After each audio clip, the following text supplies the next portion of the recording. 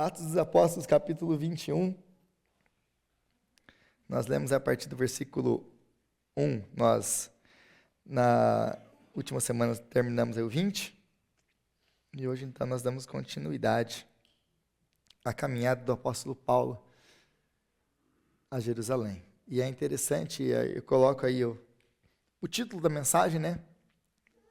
A caminho do sofrimento, porque é isso, como o texto vai nos mostrar, e como nós temos visto na vida do apóstolo Paulo, ele está a caminho de Jerusalém, e a caminho, como ele mesmo já nos disse aqui anteriormente, ele não sabe o que acontece, mas uma coisa ele tem certeza, que sofrimentos e prisões me aguardam. Aí a gente pensa, eu estava preparando essa mensagem para essa semana, falo, Senhor, mas semana passada foi sobre sofrimento, a outra foi também, e a gente tem falado sobre sofrimento, e hoje sofrimento de novo.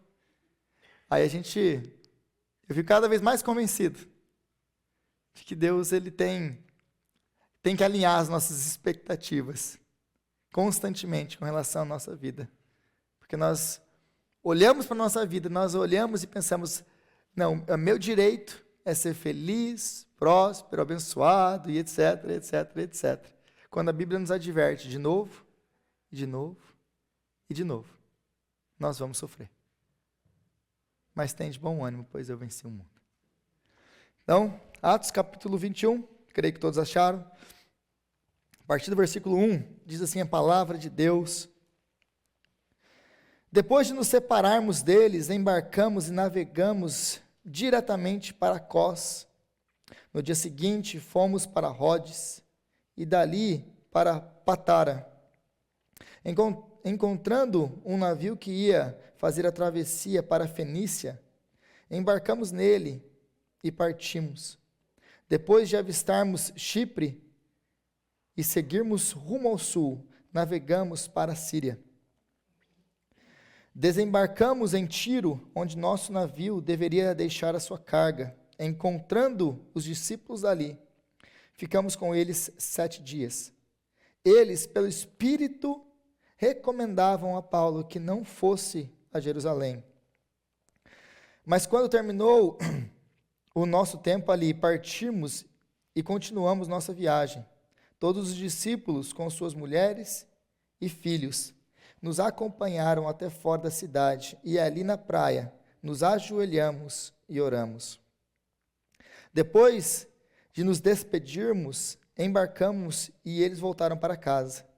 Demos prosseguimento à nossa viagem, partindo de Tiro, e aportamos em Ptolemaida, onde saudamos os irmãos e passamos um dia com eles. Partindo no dia seguinte, chegamos a Cesareia e ficamos na casa de Filipe, o evangelista, um dos 7. Ele tinha 4 filhas virgens que profetizavam. Depois que passamos ali vários dias, desceu da Judéia um profeta chamado Ágabo. Vindo ao nosso encontro, tomou o cinto de Paulo e, amarrando as suas próprias mãos e pés, disse: assim diz o Espírito Santo. Dessa maneira, os judeus amarrarão o dono deste cinto em Jerusalém e o entregarão aos gentios. Quando ouvimos isso, nós e o povo dali rogamos a Paulo que não subisse para Jerusalém. Então Paulo respondeu: por que vocês estão chorando e partindo o meu coração?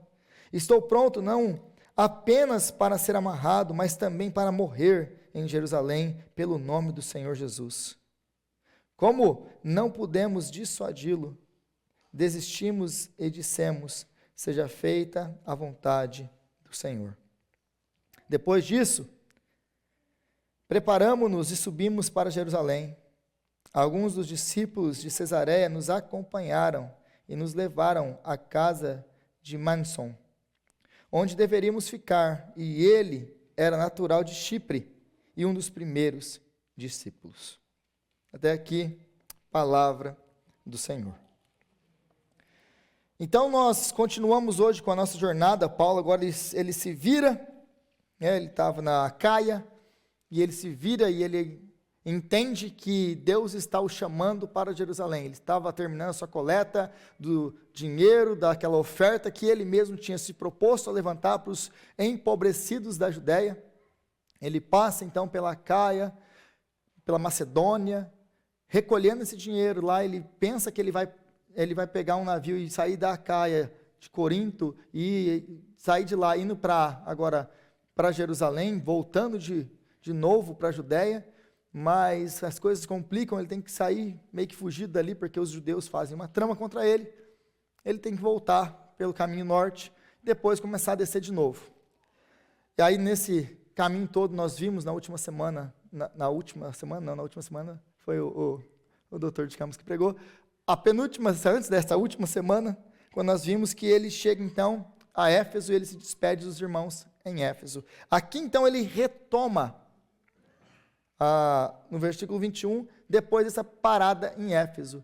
E aí o texto vai nos dizer que ele vai descer, então, para Cós, depois para Rhodes, Patara, e depois ele vai pegar um navio para Fenícia. Aqui, o que está acontecendo é que ele está descendo pela costa. E os navios, quem já viajou de ônibus pinga-pinga? Não sei como você chama lá na sua cidade, lá no seu estado, mas lá no Paraná a gente chama de ônibus pinga-pinga, né? Que a minha avó morava em Campo Mourão, eu sou de Londrina, no Paraná. Campo Mourão dá 2 horas de Londrina, mais ou menos uns 200 quilômetros. E aí a gente pegava um ônibus para ir para casa da minha avó. E era um ônibus pinga-pinga. Então ele passava em toda a currutela que você imaginar, ele parava. Então uma viagem de 2 horas ficava 5. Né? Então, mais ou menos isso aqui, só para você ter um contexto do que está acontecendo com o apóstolo Paulo aqui, porque ele tem que procurar um outro navio. Ele está num navio pinga-pinga. Ele vai passando em cada porto, ele vai parando, vai descarregando, vai pegando gente, Aí, de repente, ele arruma um navio maior que vai cruzar o mar até a Fenícia, ou até a Judéia.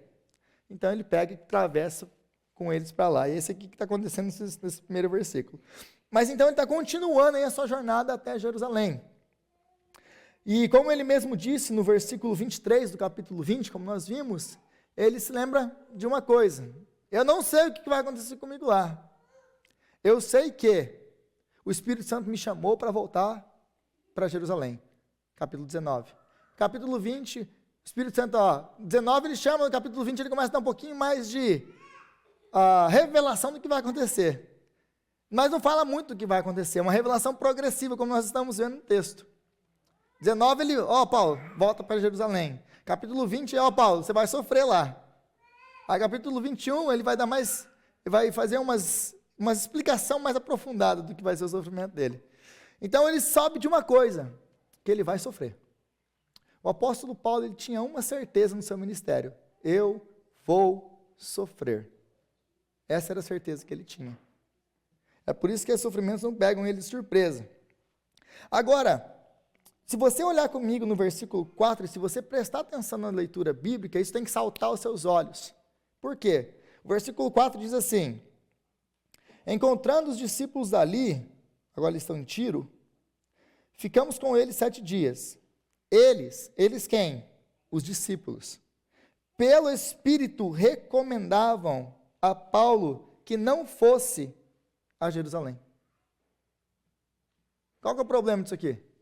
Bom, se você leu, prestou atenção no que você estava lendo, o problema disso é o seguinte: capítulo 19, Paulo entende que foi chamado por Deus, pelo Espírito Santo, para voltar para Jerusalém.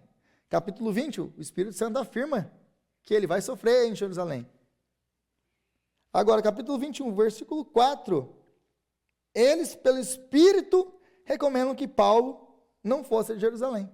Então, o que está acontecendo aqui? O Espírito Santo está enganado?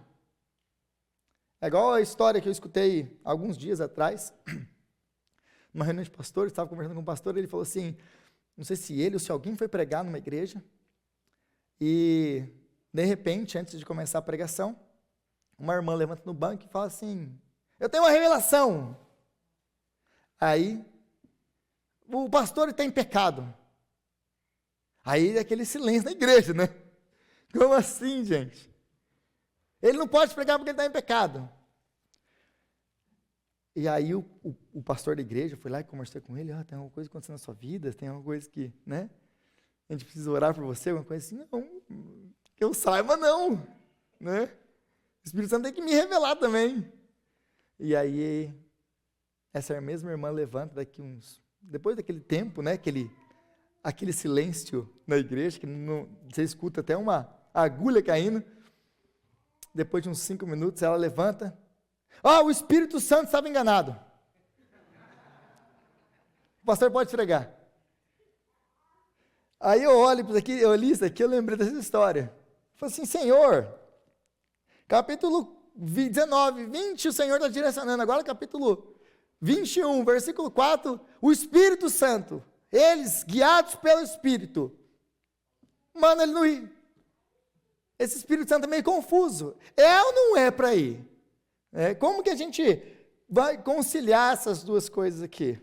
É muito fácil quando a gente continua lendo o contexto. Por quê? Aí no versículo 10, se você olhar o versículo 10, depois de passarmos ali vários dias, desceu da Judéia um profeta chamado Ágabo. Vindo ao nosso encontro, tomou o cinto de Paulo e, amarrando as suas próprias mãos e pés, disse: assim diz o Espírito Santo. Dessa maneira, os judeus amarrarão o dono desse cinto em Jerusalém e o entregarão aos gentios. Versículo 12. Quando ouviram isso, nós e o povo dali rogamos a Paulo que não subisse para Jerusalém. Como que eu entendo então o versículo 4 à luz do contexto dele? Simplesmente assim. O Espírito Santo revelou aos discípulos a mesma coisa que ele tinha revelado a Paulo. Você vai para Jerusalém, e lá em Jerusalém você vai sofrer. Simples assim. O que os discípulos fizeram no versículo 4? A mesma coisa que os discípulos vão fazer no versículo 12. Paulo, o Espírito Santo já avisou que você vai sofrer, o que você vai cheirar em Jerusalém? Então, não existe uma contradição aqui. O Espírito Santo que diz que o apóstolo Paulo vai sofrer é o mesmo. Só que a interpretação do que fazer com essa informação que é diferente. O apóstolo Paulo entendia que aquela era a vontade de Deus. Que Deus queria que ele fosse para Jerusalém. Ele ia sofrer, mas ele vai para Jerusalém. Agora, os discípulos, os companheiros de Paulo, entendiam a mesma mensagem, interpretavam de uma maneira diferente. Você vai sofrer, então você não deve ir. Um entende que deve ir, um entende que não deve ir. Mas a mensagem do Espírito é a mesma, não existe uma contradição aqui. E o que isso nos ensina para mim e para você? É que a vontade de Deus para nós está acima dos conselhos mais bem intencionados da nossa família, dos nossos amigos, aquelas pessoas que nos amam. Porque os nossos familiares, as pessoas que nos cercam, como aqui os companheiros de Paulo, não querem nos ver sofrendo. Então, ao menor sinal, por exemplo, chega um filho, 20 anos de idade, chega para o pai e fala: pai, você é missionário. Como assim missionário, rapaz? Você ficou doido? Tem tudo aqui. Vai fazer o quê? Não, pai, eu quero ser missionário. Então, existe essa preocupação do pai de não querer que o filho vá, porque ele sabe que ele vai sofrer. Mas Deus me chamou para isso aqui, pai. Eu sei que eu vou sofrer, mas Deus me chamou. Então, esse senso de propósito tem que ser muito mais aguçado e interpretado na nossa vida de uma maneira clara, de que aquilo que nós estamos fazendo é a vontade de Deus. Para que aquilo que for sendo falado ao redor, que não é a vontade de Deus para a nossa vida, fique claro para nós. Não, eu entendi por que vocês estão chorando, como Paulo entende. Ele entende que é por amor a ele. Mas Paulo entende que o chamado dele é para ir para Jerusalém. E agora, existe toda uma teologia, eu falei um pouquinho sobre isso semana passada, sobre Deus não quer ver você sofrendo. Deus quer ver você rico, feliz, tendo tudo que você sempre quis, com um carro do ano, com uma casa, etc, etc, etc. Só que eu já falei para vocês de quem que vem essa promessa, ela não vem de Deus. Agora, Deus é contra você ter alguma coisa, de você ter prosperidade? Não. Aliás, Deus não tem nenhum problema com você ter nada. Deus não tem problema nenhum conosco termos as coisas. O problema de Deus é que as coisas nos tenham. As coisas tenham o nosso coração. As coisas se tornem o nosso Deus. O problema de Deus é esse. O problema de Deus é que muitas e muitas vezes, se você tivesse tudo o que você gostaria de ter, você não estava aqui hoje. Porque o que vai movendo a gente para frente é a paulada mesmo. A gente é igual criança pequena, só aprende na base do chinelo. E Deus vai deixar a gente... Sabe essa situação que você está passando, meu irmão, minha irmã? Aí a gente fica orando para Deus, passa, Deus, eu preciso passar isso, preciso acabar com isso logo, não aguento mais essa situação, etc, etc. Às vezes a gente pensa que essas coisas pegaram Deus de surpresa. Deus é soberano. Nada pega Deus de surpresa. Você está na situação que você está, porque Deus quis que você estivesse nela. Ponto. Deus é soberano. Nada pega Deus de surpresa. E no meio de tudo isso, Ele tem um propósito para a sua vida. No meio de tudo isso, Ele tem algo que Ele quer fazer na sua vida, que é te transformar à imagem de Jesus. Ele quer isso para a sua vida. Mas, realmente, Deus ele não tem prazer no seu sofrimento. Deus ele não é o Deus lá no céu que Ele tem prazer em ver os seus filhos sofrendo. Deus não tem prazer no seu sofrimento. Isso eu posso te garantir. Nós passamos por sofrimentos, nós choramos e Deus chora conosco. Nós sofremos e Deus sofre conosco. Nós passamos pela água e Deus passa conosco. Nós passamos pelo fogo e Deus passa conosco. Mas daí dizer que Deus não quer o nosso sofrimento, realmente Ele não quer, Ele não tem prazer, mas eles são necessários para a nossa vida. Por que eles são necessários para a nossa vida? Deixa eu te dar um exemplo. Imagina que você é médico agora. Imagina que você é médico. Você tem um filho. E seu filho agora está com câncer. Foi diagnosticado, ele tem um câncer na perna. É um câncer violento, é um câncer que pode dominar o seu filho, pegar a vida dele, ceifar a vida dele muito rápido. Você tem uma escolha. Qual a escolha? Ou você arranca a perna do seu filho, ou o câncer domina ele e mata ele. Qual é a escolha? A perna. Porque é melhor nós tirarmos uma perna e salvarmos a vida do nosso filho, do que deixarmos a perna e todo o corpo ser contaminado pelo câncer e dominado pelo câncer. Certo? Essa é a mesma lógica de Deus para a sua e para a minha vida. Existe um câncer dentro de nós, que é o pecado. E Deus, Ele sabe exatamente o que Ele tem que fazer, as partes que Ele tem que amputar na sua e na minha vida. O que você acha que Deus prefere fazer com você? Amputar aquilo que tem destruído a sua vida, que tem te afastado dele e que vai te levar à morte, ou te fazer sofrer por um tempo? Porque arrancar a perna do filho gerou dor para o filho, mudou a vida do filho completamente. Contudo, o final daquilo tudo, o final daquele sofrimento é salvação. O final daquele sofrimento é vida. Enquanto a rodovia que evita o sofrimento levaria ele à morte. Então Deus não tem prazer, como o pai que tem que amputar uma perna de um filho, não tem prazer em amputar a perna do filho. Mas Ele sabe uma coisa, se Ele não fizer, esse câncer vai te matar. Então Deus permite que nós passemos pelas coisas que nós passemos, para poder ir amputando os cânceres da nossa vida, aquilo que nos afasta dele, para nos trazer vida. Deus não tem prazer no seu sofrimento. Deus não quer. Nossa, vai falar de sofrimento de novo. Sim, porque a Bíblia nos adverte que nós vamos sofrer. Porque nós vivemos num mundo caído, já é uma coisa. Num mundo dominado pelo pecado. Mas nós somos dominados pelo pecado. Salvos, transformados, redimidos, justificados pela graça, pela cruz de Cristo.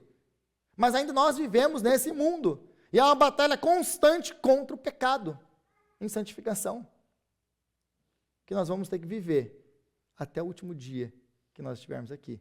Ou naquele grande dia que Ele voltar e tudo vai ser restaurado. E nós estaremos com o Senhor para sempre. Então Deus não tem prazer no seu sofrimento. Mas Deus já te diverte. Porque tem coisas que Ele vai precisar amputar na sua e na minha vida. Agora, o nosso chamado também, e Jesus deixou isso muito claro, que é tomar a nossa cruz e segui-lo. Que foi muito bem aquilo que o Dr. Mateus de Campos falou na última semana. O nosso chamado é tomar a nossa cruz e segui-lo. E por que a cruz é necessária? Porque a cruz vai ser um instrumento de Deus para amputar essas partes que precisam ser amputadas na nossa vida. A cruz vai ser um instrumento de Deus, de transformação. Agora, como que Paulo vê aqui os seus sofrimentos? Se você perguntasse para Paulo, como que você vê os seus sofrimentos? Porque para nós, quando nós avaliamos, nós vemos o sofrimento na nossa vida, como nós vemos os sofrimentos na nossa vida? Nós vemos como um adendo, nós vemos como alguma coisa que Deus não estava preparado para aquilo. Como se Deus agora vai ter que fazer um plano B para aquilo ali. Se você perguntasse isso para o apóstolo Paulo, Paulo, como que você vê aí tudo isso que você está passando? Desde a sua conversão, porque desde a conversão dele está sendo perseguido. Ele sai de Damasco pendurado num cesto, fugindo, para não ser morto. Ele tinha acabado de converter. Ali já está a marca de como vai ser o ministério dele. E dali para frente é só perseguição, e perseguição, e perseguição. Mas como que ele olha? Ele olha tudo isso como parte fundamental de cumprir o chamado de Jesus, de ser seguidor de Jesus. Para Paulo, os sofrimentos que ele passa não são um plano de Deus, plano B de Deus na vida dele. Para Paulo, os sofrimentos que ele enfrenta, eles estão debaixo da poderosa mão do Senhor. É o Senhor quem está ordenando que ele passe pelo que ele passe. Para quê? Para forjar o caráter de Cristo nele. Os sofrimentos da vida de Paulo, os sofrimentos da sua e da minha vida, não pegaram Deus de surpresa. Deus sabe o que Ele está fazendo. Mesmo que você não possa enxergar, Deus sabe o que Ele está fazendo. Então, Paulo, ele enxerga tudo isso aqui que não é uma interrupção no plano de Deus. Muitas vezes nós olhamos aquilo que nós passamos, os sofrimentos que nós passamos, e parece que isso aqui é uma interrupção do plano de Deus na minha vida. Como se Deus quisesse de novo me ver feliz, rico, abençoado, e etc, etc. Agora, esse sofrimento, esse tempo difícil que eu estou passando, essa dificuldade, é uma interrupção do que Deus tem para mim. Quando, na verdade, é parte fundamental do que Deus tem para você, para te transformar à imagem de Jesus. É assim que, se você Paulo, e como que você vê isso? É assim que eu vejo essas coisas. Aliás, é assim que eu tenho certeza dessas coisas, porque é isso que ele vai escrever nas suas cartas mais tarde. Ele tem certeza de que tudo coopera para o bem daqueles que amam a Deus. E quando ele escreve isso, ele está escrevendo nesse contexto de sofrimento. Todas as coisas cooperam para o bem daqueles que amam a Deus. E como que nós usamos esse texto? Num contexto completamente diferente. A gente usa isso aqui como? Eu vou ser rico, abençoado, feliz e tudo vai dar certo. Enquanto a gente pega esses textos e todos eles estão num contexto de sofrimento. Aprendi a estar satisfeito em toda e qualquer circunstância. Tudo posso naquele que me fortalece. Talvez um dos versículos mais distorcidos de toda a Bíblia. Porque a gente pega esse texto, tudo posso naquele que me fortalece. Do que o apóstolo Paulo está falando? Eu posso todas as coisas. Eu posso passar por sofrimentos, angústias, fome, nudez, tudo. Eu posso todas as coisas naquele que me fortalece. Eu posso passar por todos esses sofrimentos com Cristo. Com Cristo. Uma vez perguntaram para um missionário, ele foi preso, e ele passou anos numa masmorra. Anos. Se não me engano, foram 20 anos dentro de uma masmorra. Insalubre, fria, sem nada.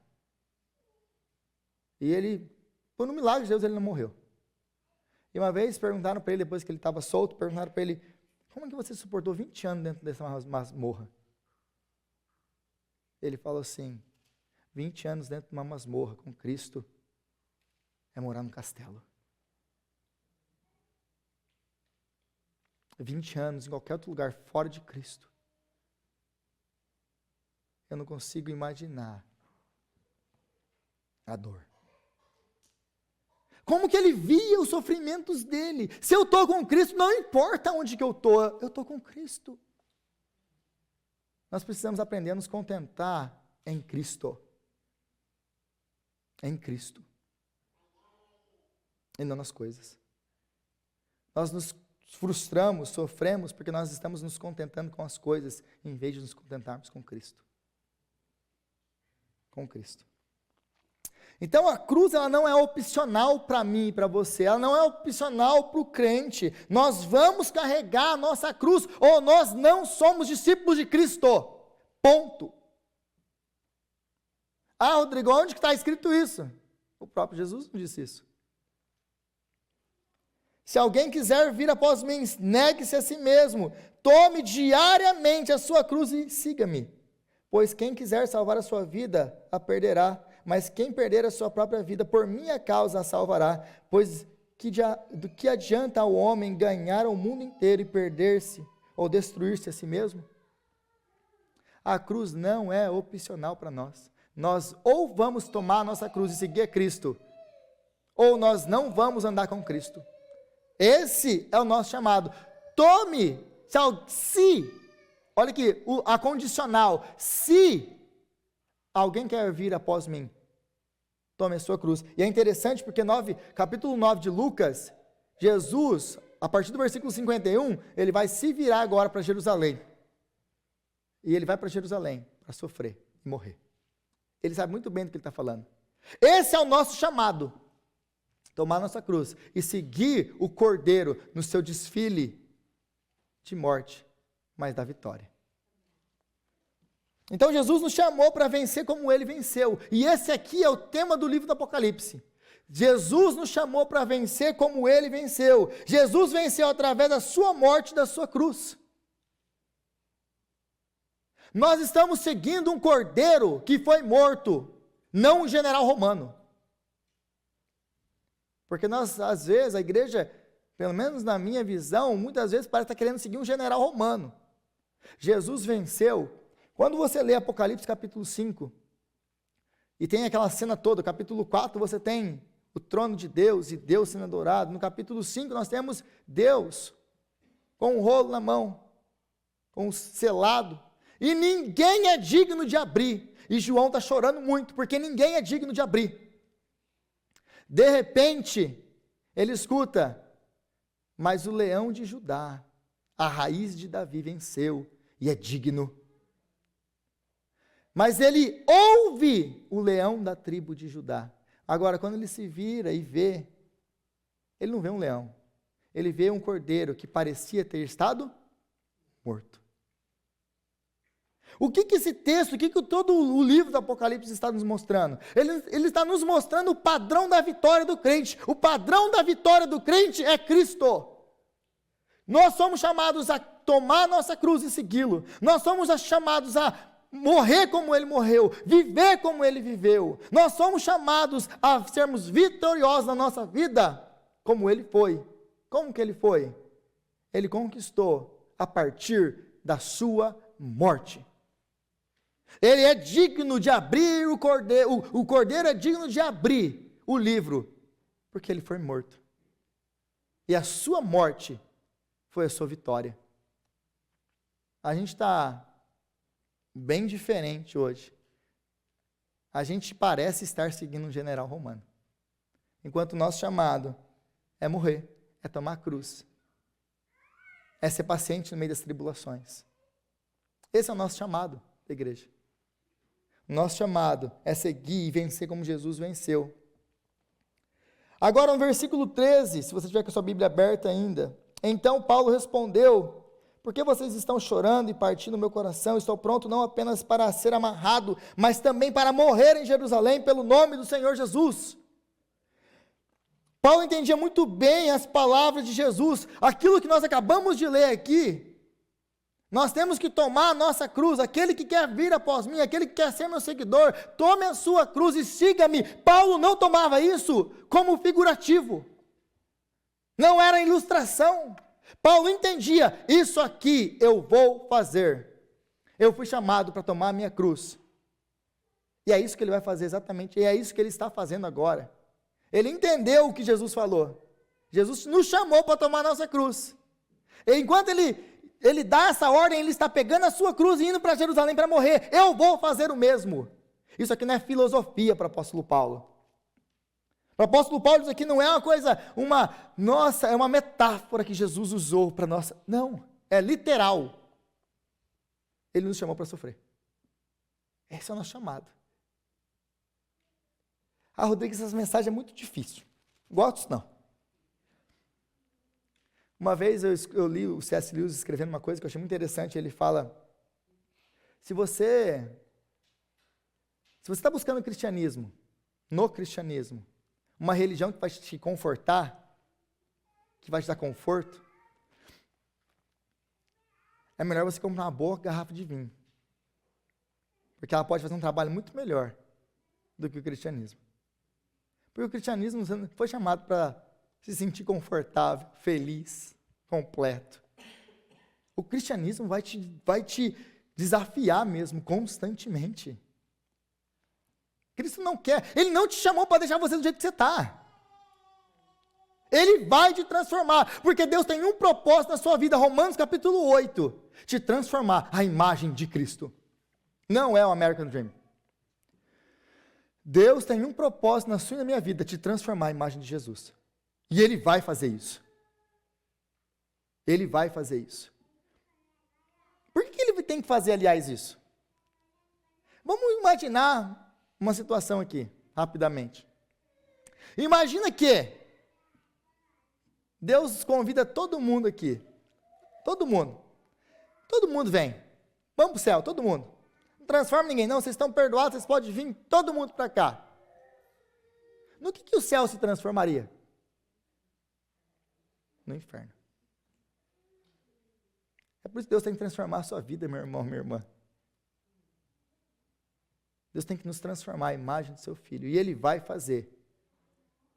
Porque quando Ele promete isso para Israel, através do profeta Ezequiel, Ele fala assim, vocês profanaram o meu nome por onde vocês foram.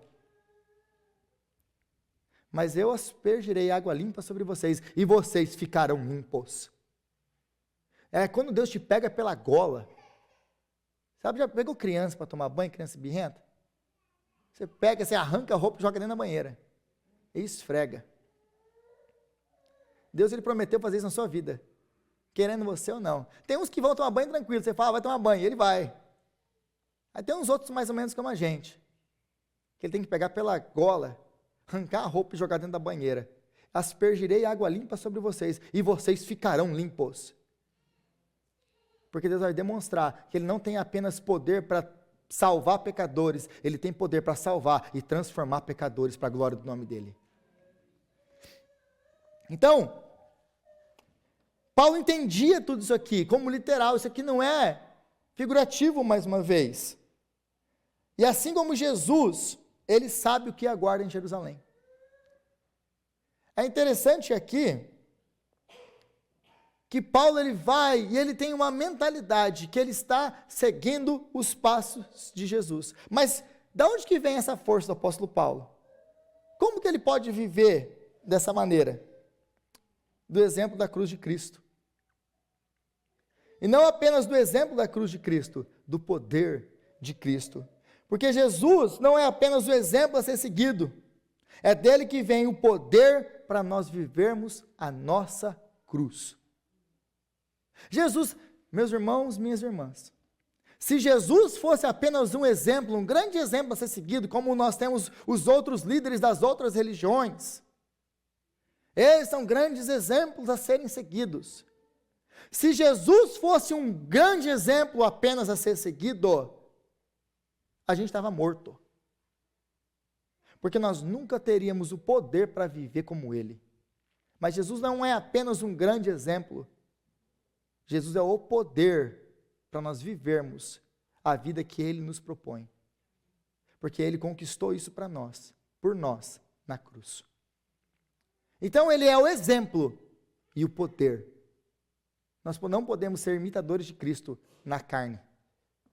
Nós não podemos ser imitadores de Cristo na força do nosso braço. Então Paulo, ele tinha esse poder, essa convicção, essa força para enfrentar tudo o que ele enfrentava, não por ele mesmo, era porque Cristo era suficiente para ele.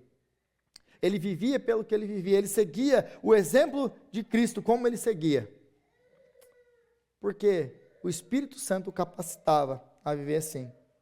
Mas é interessante aqui, e talvez a gente lê aqui rápido as coisas, e a gente não percebe. O porquê, por exemplo, o apóstolo Paulo pode falar, como ele diz, sejam meus seguidores como eu sou de Cristo. E Lucas quer mostrar exatamente isso aqui, se você ainda não percebeu, comparando o Evangelho de Lucas e comparando o livro de Atos, que de novo, os dois são a autoria de Lucas. Se você olha para o Evangelho, lá em Lucas capítulo 9, de novo, 51, Jesus, ele se volta para Jerusalém, agora ele começa a sua jornada para Jerusalém. Acabou o período dos milagres. Ele acabou a sua demonstração, ele vai fazer milagres depois também, mas a parte de milagres no livro de Lucas está concentrada até o capítulo 9. Por quê? Porque Lucas está provando que Jesus é o Messias. Uma vez que esse período é encerrado, uma vez que os milagres feitos, atestados, mostram quem Jesus é, e os fariseus dizem, nós não cremos. Jesus, acabei com vocês, agora eu vou para Jerusalém, para cumprir com aquilo que Deus me mandou fazer. Então ele se vira e se volta para Jerusalém. Então Jesus está decidido a ir para Jerusalém, como Paulo também estava decidido a ir para Jerusalém. Como no capítulo 19, versículo 21, ele fala, eu sou compelido pelo Espírito Santo a ir para Jerusalém. Eu vou para Jerusalém, eu sei que sofrimentos me aguardam.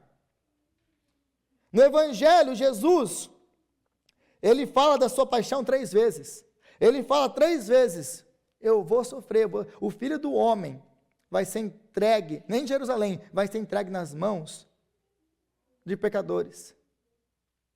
Ele fala 3 vezes, como aqui Lucas vai nos falar que o Espírito Santo avisou Paulo 3 vezes do que aconteceria com ele em Jerusalém. No Evangelho, Jesus foi preso e entregue aos romanos. Paulo foi preso e entregue aos romanos. Aliás, os romanos vêm e prendem ele, senão ele é morto. A gente vai ver isso ainda no capítulo 21. Jesus se ajoelhou para orar. Pai, se possível, afasta de mim esse cálice. E é interessante a expressão aqui, se você tiver com a Bíblia aberta, versículo 5, quando diz que na praia nos ajoelhamos e oramos, que também foi encontrado com os presbíteros de Éfeso. Eles se ajoelharam e oraram. Não era comum para eles se ajoelharem e orarem. Por que eles estão ajoelhados? Quando eles ajoelhavam para orar, era porque era algo de uma intensidade muito grande. Eles sabiam que alguma coisa muito difícil viria. A postura correta de oração, ou a postura normal, não correta, normal de oração do povo, era em pé. Eles oravam em pé. Mas por que Lucas faz questão de 2 vezes narrar que eles oraram na praia? Que eles se ajoelharam e oraram na praia? Para mostrar a intensidade do momento que eles estão vivendo. É um momento que necessita de muita oração. Lucas vai mostrar isso na vida de Jesus como? Dizendo que ele estava suando sangue. Então, Jesus vai comparando, Lucas vai comparando Jesus e Paulo, e a última coisa que ele fala é Jesus dizendo que não seja feita a minha vontade, mas sim a sua. Depois de tentá-lo persuadir, nós desistimos e dissemos que seja feita a vontade de Deus. Então Paulo pode dizer, sejam meus seguidores como eu sou de Cristo, porque ele realmente seguia Cristo passo a passo. É isso que Lucas está querendo mostrar aqui para nós. O nosso chamado é viver e seguir a Cristo. Então Paulo só podia seguir o seu caminho, isso aqui é muito importante, porque existe uma distinção entre Paulo e Jesus. Paulo só podia seguir o seu caminho no sofrimento e carregar a sua cruz com confiança, porque Jesus já tinha carregado o único peso, a única cruz que podia destruir. Que o podia destruir. Jesus já tinha carregado a única cruz, o único peso, o único sofrimento que podia destruir Paulo. Era por isso que Paulo podia passar pelos sofrimentos da maneira que ele estava passando. O peso do pecado e da ira de Deus, esse é o peso que Jesus carrega. Agora Paulo não precisa mais carregar, porque Cristo carregou sobre ele os nossos pecados. A ira que nos pertencia, Jesus tomou sobre ele. Então Paulo sabia que a cruz que ele carregava agora, e o sofrimento que ele enfrentava agora, só podia fazer uma coisa com ele: o transformar mais parecido com Jesus. Ele entendia uma coisa: essa cruz que eu carrego agora não é a cruz que Jesus carregou. A cruz que eu carrego agora, a minha cruz, ele carregou, ele levou, e ele tomou sobre ele o meu pecado. Ele tomou a minha inimizade com Deus. Ele tomou a ira que estava sobre a minha vida, sobre ele. Agora, a cruz que eu carrego, ela só tem uma função na minha vida: me transformar à imagem de Jesus. É por isso que ele podia carregar a cruz dele com confiança. É por isso que você pode carregar a sua cruz com confiança. Jesus passou pelo sofrimento sozinho. Ele passou pelo sofrimento sozinho, porque ninguém estava com ele, para que nós pudéssemos passar pelos nossos sofrimentos acompanhados pela sua presença confortante, fortalecedora, transformadora. Jesus passou pelos seus sofrimentos sozinho, para que nós, você e eu, pudéssemos passar pelos nossos sofrimentos com Cristo. Ele está com você, pois eis que estou convosco todos os dias, até a consumação dos séculos. Não depende de você, não depende dos seus sentimentos, independente de qualquer circunstância que você passe. Eu estou com você. Essa é a promessa. Então Jesus carregou sobre ele a única cruz, o único sofrimento que podia te destruir, que podia me destruir. O peso do pecado, da ira de Deus, ele carregou sobre ele, para que você não tivesse mais que carregar esse peso. Agora, é interessante que no versículo 8, eu tenho que lidar um pouco com isso aqui. Eu sei que vocês vão perguntar depois da pregação mesmo. Versículo 8, ele vai falar um negócio interessante aí. Partindo no dia seguinte, chegamos a Cesareia, ficamos na casa de Filipe, o evangelista, um dos 7. Ele tinha 4 filhas virgens que profetizavam. Aí tem todo tipo de coisa aparece no versículo desse. Não, as meninas, já é um problema o negócio de profecia que a gente vai lidar já já. Ah, mas as meninas profetizavam. Quem que é Filipe, para começar? Filipe é um dos 7. Filipe, se você lembra, quando eles escolhem diáconos para a igreja, Filipe é um deles. Filipe, ele sai evangelizando. Lembra do eunuco, no capítulo 8? Filipe é um evangelista, ele sai pregando Jesus. É um homem que conhece as escrituras. É Filipe, é desse Filipe. Alguns documentos mais tarde vão mostrar que ele sai dali, ele vai se fixar em Cesareia ali. Ali ele tem 4 filhas virgens que profetizam. Ah, então a pessoa tem que ser virgem para profetizar, isso que o texto está ensinando. Não! Lucas está deixando claro o porquê que essas meninas moravam com o pai. Por que elas moram com o pai? Porque não casaram ainda. Então, ser virgem é o sinônimo de dizer, não casou ainda. Porque eles não viviam na sociedade que nós vivemos hoje. Então, ser virgem aqui é isso. E elas não casaram ainda, provavelmente por causa do seu ministério. Elas se dedicavam ao Senhor. É por isso que elas profetizavam a palavra do Senhor. Existia uma dedicação da parte dessas filhas que conheciam a palavra de Deus, porque tinha um pai evangelista que ensinou essas meninas a temerem o Senhor. E elas se dedicavam a isso. É por isso que elas moravam com o pai, é por isso que elas eram virgens. Não tem nada de mistério aqui. Tá? Então você não precisa me fazer essa pergunta no final. Eu estou te respondendo agora. Então a virgindade não é um pré-requisito para você profetizar. Agora vamos lidar com a questão do Ágapo aí. Aí Ágapo vem, ele desce de Jerusalém. Lembra que Jerusalém está no alto? Ele desce de Jerusalém e Paulo já havia se encontrado com ele lá no capítulo 11. E ele profetiza o quê? Ele profetiza uma grande fome no capítulo 11. Você vê que esses profetas já não... É bem diferente do nosso profeta do nosso tempo. Ele profetiza fome, uma fome terrível, que está para vir sobre todo o Império Romano. Capítulo 11. É por isso que o apóstolo Paulo decide fazer uma coleta para os cristãos empobrecidos da Judéia. Agora, note uma coisa, que as profecias de Ágapo, elas não trazem nenhuma revelação no sentido de revelação bíblica. Não traz. Ele está dando uma direção específica para o apóstolo Paulo, para aqueles irmãos ali reunidos. E aqui a mesma coisa. O Espírito Santo diz que você vai ser preso, entregue aos romanos. É isso que ele fala. Ele dá numa direção específica, que aliás já havia sido dado ao apóstolo Paulo antes e a outros discípulos antes. Então, isso nos mostra aí um padrão aí de como eu posso conhecer a vontade de Deus, de uma maneira bem prática para você. E nós vemos 3 coisas aí. A primeira coisa, testemunho interno do Espírito, capítulo 19, versículo 21. O Espírito Santo dá ao apóstolo Paulo a direção. Eu fui compelido pelo Espírito para ir para Jerusalém. Capítulo 19, versículo 21. Então é um testemunho interno. O Espírito Santo falou comigo que eu tenho que ir para Jerusalém. Mas depois ele vai dar o testemunho externo. Qual que é o testemunho externo? Capítulo 4. Eles vão falar, olha Paulo, vai dar ruim. Não vai falar não. Depois, o Ágapo aqui vai falar, olha Paulo, você vai ser preso lá.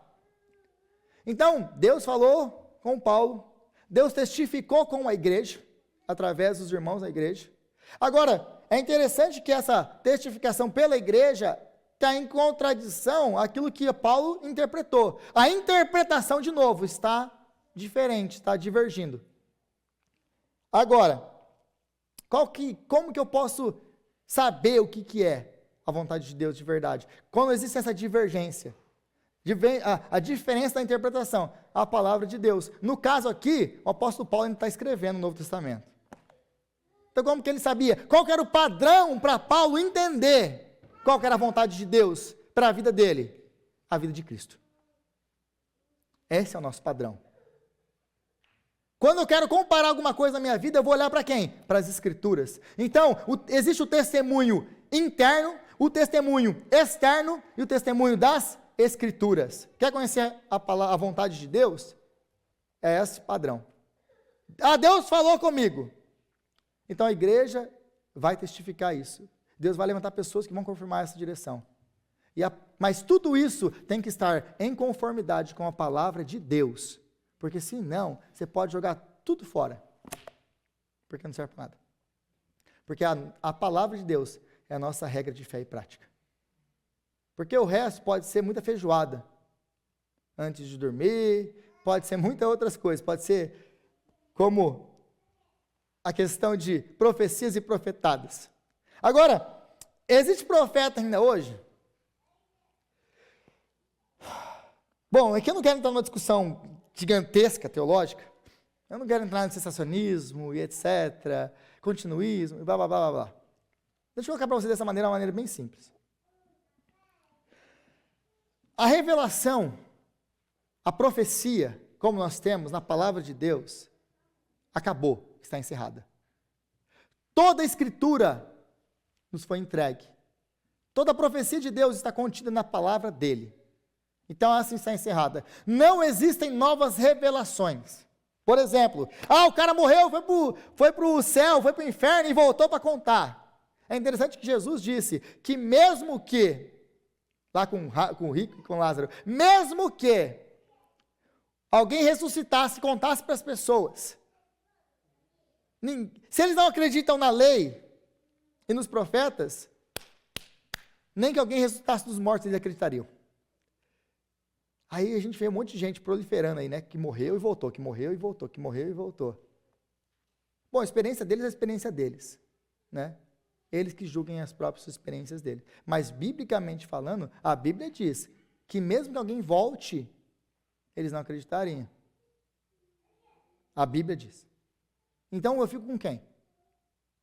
Agora, isso não quer dizer que Deus não possa usar uma pessoa para te trazer uma palavra e te dar uma direção específica para a sua vida. Não uma nova revelação. Não, agora nós temos uma nova revelação disso daqui.